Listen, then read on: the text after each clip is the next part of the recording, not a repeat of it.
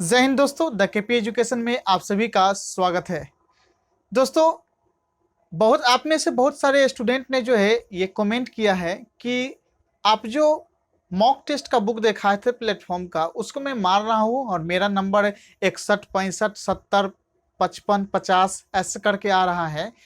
तो आगे मैं क्या करूं कि मेरा नंबर बढ़े? क्या इतना आ रहा है ये सही है, या इससे ज़्यादा नंबर लाने की कोशिश करूं? क्या करूं? यानी कि ये सवाल बहुत सारे स्टूडेंट ने मुझे कमेंट सेक्शन में पूछा है। मैं थंबनेल पे जो है उनका कमेंट भी डाल दूंगा, आप उसको पढ़ सकते हैं। तो मैं थोड़ा बहुत कैटेगरी बांट दिया हूँ। जिनका नंबर जो है, देखिए, जो ये पहला कैटेगरी बांटा हूँ जिनका 50 से 60 में आता है, जिसका 60 से 70 में, और जिसका 70 से 80 के बीच में आ रहा है। ये तीनों कैटेगरी के बारे में इससे वीडियो में बात करेंगे, वो भी ग्रुप डी का जो तैयारी कर रहे हैं और सेट मार रहे हैं प्लेटफॉर्म का, या कोई भी सेट मार रहे हैं, अगर उनका नंबर 50 से 60 के बीच में आ रहा है, या 60 से 70 के बीच में आ रहा है, या 70 से 80 के बीच में आ रहा है, उन सभी को बारे में इस वीडियो में डिस्कस करेंगे। तो चलिए वीडियो की शुरुआत करते हैं। तो दोस्तों, सबसे पहले बात करते हैं जिनका 50 से 60 आ रहा है। तो देखिए दोस्तों, जिनका 50 से 60 आ रहा है उनको बहुत ज़्यादा मेहनत करने की ज़रूरत है।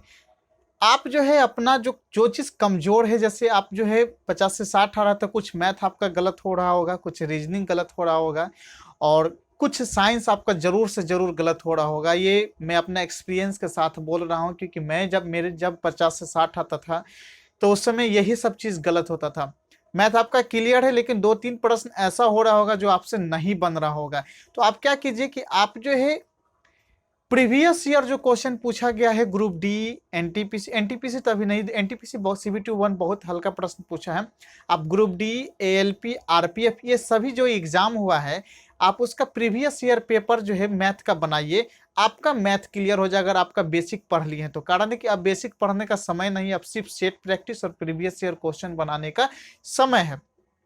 तो आप जो है प्लेटफॉर्म का ही आता है, मैं किसी पब्लिकेशन का ये प्रमोशन नहीं कर रहा हूँ, प्लेटफॉर्म का, या जहां से भी आपको प्रीवियस ईयर पेपर मिल जाए मैथमेटिक्स का, ओनली सिर्फ मैथमेटिक्स जिसमें हो, उसको जो है आप बनाइए। डेली 1 सेट 2 सेट उस मैथमेटिक्स को बनाइए, आपका वो भी प्रॉब्लम क्लियर हो जाएगा और आपका नंबर जरूर से जरूर बढ़ेगा।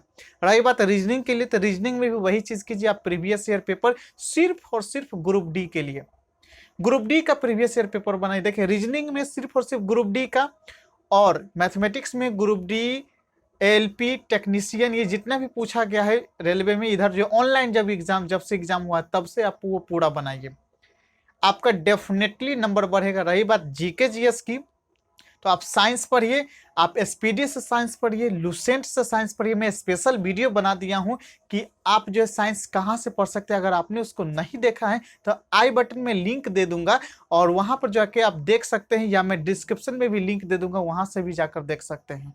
ठीक है, रही बात आप साइंस की हो गई, रही बात अब जीके और करंट अफेयर्स की, तो करंट अफेयर्स आप SPD से पढ़ सकते हैं, और SPD का करंट अफेयर्स आता है। और जीके जो है, जीके भी आप SPD से ही पढ़िए, एक्स्ट्रा कहीं जाने की जरूरत ही नहीं है।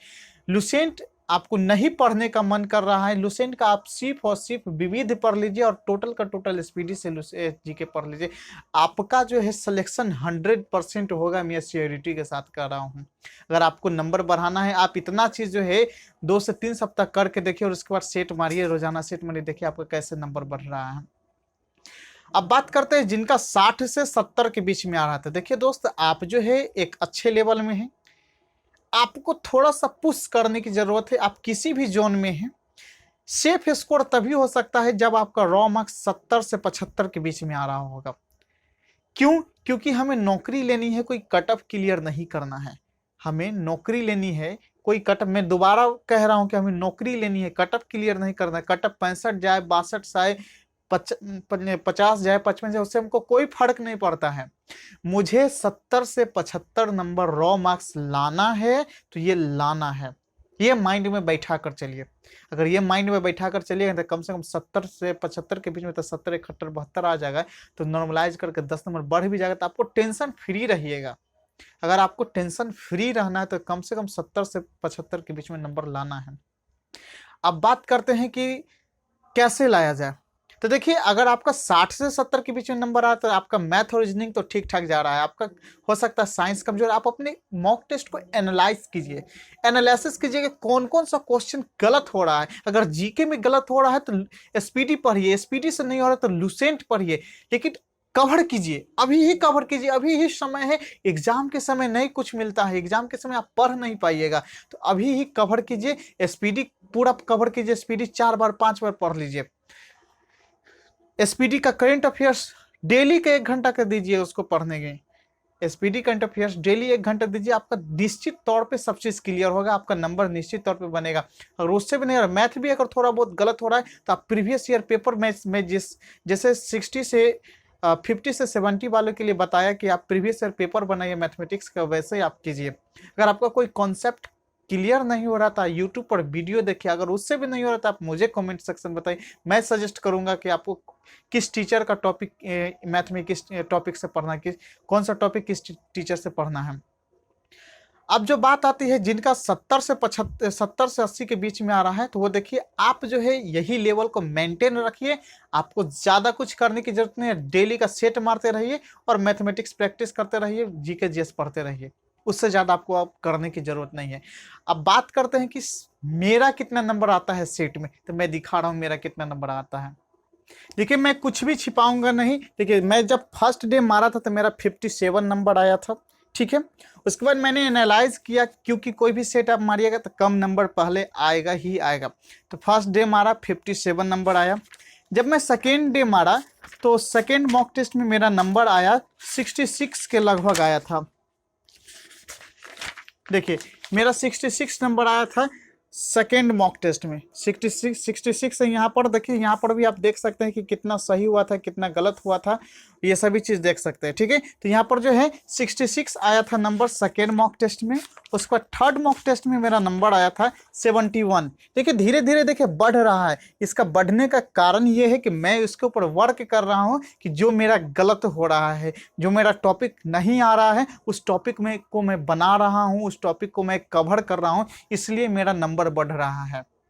तो इसी प्रकार आपको भी करना है, क्योंकि मैं जब एक्सपीरियंस मैं अपने ऊपर अप्लाई करने के बाद आपको मैं बताता हूँ। ये नहीं कि आए और कैमरा में बोल दे, वो ऐसा काम नहीं करते हैं। मैं अपने ऊपर पहले अप्लाई करता हूँ, उससे मुझे बेनिफिट मिलता है, तब मैं आपको बताता हूँ, ठीक है। तो अगर आपको मेरे ऊपर विश्वास है तो आप इतना कर देखिए, अगर नहीं भी विश्वास है तो आप इतना कर देखिए। अगर आपको नहीं बेनिफिट होगा तो आप कमेंट सेक्शन में गाली से भर दीजिए, जो बोलना है सो बोल दीजिए, कोई मतलब नहीं है। अगर मेरे कहने से आपको बेनिफिट नहीं हो रहा है तो आप जो बोलना है सो बोल दीजिए, उससे कोई मतलब नहीं रहता है। लेकिन हाँ, इतना कर जरूर देखिए।